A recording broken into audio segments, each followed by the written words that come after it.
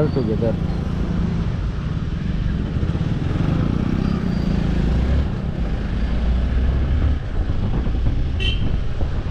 So the time is 12:42. Probably we might reach there around 5 o'clock. ಯಾಕಂದರೆ ನಾವು direct stretch ಏನು ಹೋಗೋದಿಲ್ಲ usually, ಅಲ್ಲಿ ಇಲ್ಲಿ ಬ್ರೇಕ್ ತಗೊಳ್ತಾ ಇರ್ತೀವಿ. So that is there.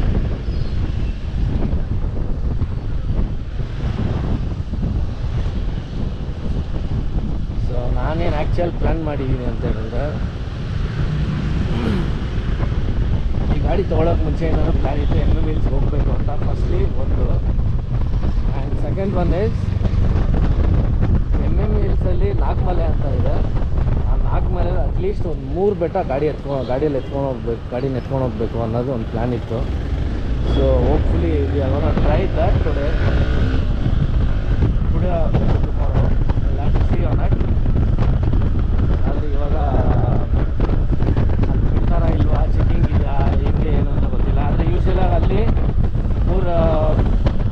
3 ಬೆಟ್ಟಕ್ಕೆ ಲಾರಿ ಬರುತ್ತೆ, ಲಾರಿ ಜೀಪ್ ಬರುತ್ತೆ, force ಮೆರ್ಸಿಡೀಸ್ engine force.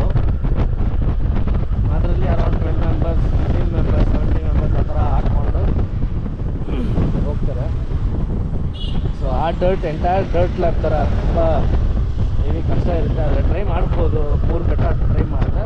More then that it's literally impossible with none of the bikes.